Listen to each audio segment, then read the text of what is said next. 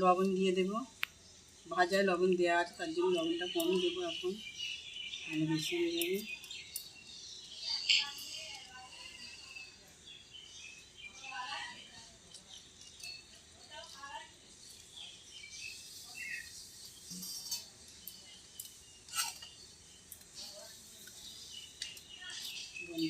দেবো আর বলো,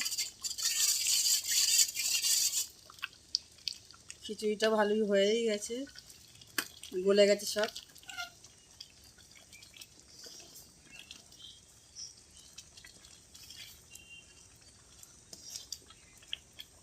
এবারে হলুদটা দিয়ে দেবো।